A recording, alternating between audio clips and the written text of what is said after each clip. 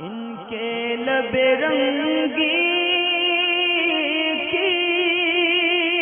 نچھاور تھی کہ جس نے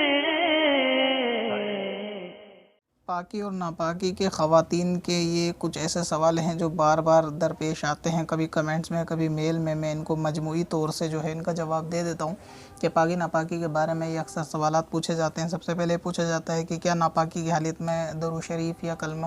وغیرہ کا ورد کر سکتے ہیں؟ تو جی ہاں،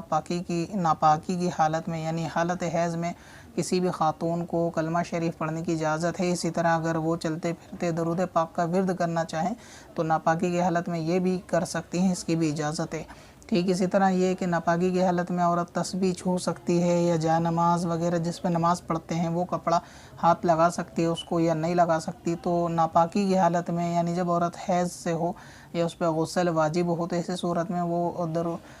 کلمے وغیرہ پڑھنے کی جو تسبیح ہوتی ہے، تسبیح دانہ جس کو بولتے ہیں، تو وہ چھو بھی سکتی ہے اور اس پہ درود پاک یا کلمہ پڑھنا چاہے تو وہ بھی پڑھ سکتی ہے۔ ٹھیک اسی طرح جائے نماز وغیرہ کو بھی وہ ہاتھ لگا سکتی ہے۔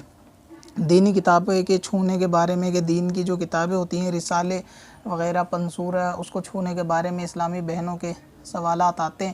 کہ ناپاکی کی حالت میں اس کو چھو سکتے ہیں یعنی جی ہاں، اس کو بھی اوپر سے پکڑ کے چھو سکتے ہیں، اور اندر یہ کہ عربی متن لکھا ہوتا ہے قرآن پاک کی حدیث پر، تو اس پہ ہاتھ لگانے سے پرہیز کرنا چاہیے، خصوصاً قرآن پاک کی آیت کو کہ ان کا چھونا یہ ناپاکی میں حرام ہے۔ مگر کوئی ایسا رسالہ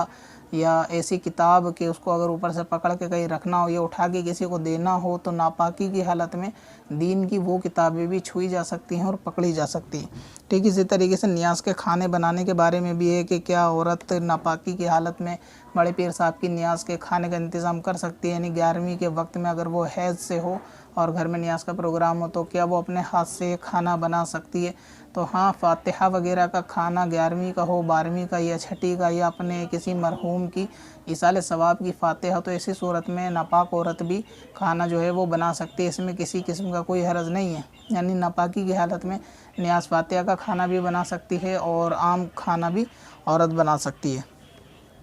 شجرہ وغیرہ پڑھنے کے بارے میں بھی سوال ہے کہ اپنے پیر صاحب کا شجرہ حالت ناپاکی میں پڑھنا عورت کو چاہیے یا نہیں چاہیے؟ تو اس میں تھوڑی سی جو ہے نا وہ تفصیل عرض ہے، وہ یہ کہ اگر شجرے کے کوئی ایسے وظیفے اور اوراد وظیفے ہیں کہ جن کا تعلق خاص قرآن پاک کی آیت سے ہے تو ایسی صورتیں یعنی بطور قرآن کی آیت کے وہ نہیں پڑھ سکتی ہیں، اور اگر شجرے کے اندر اللہ تعالیٰ کا نام ہے یا ایسے کلمات ہیں کہ درود شریف ہیں یا کوئی ایسی مختصر کلمے کے جن کو بطور دعا وہ پڑھنا چاہے تو ناپاکی میں شجرہ اور اس طریقے کی دعائیں بھی پڑھی جا سکتی ہیں۔ جس طرح سورہ اخلاص ہے، اگر اس میں سورہ اخلاص کا وظیفہ ہے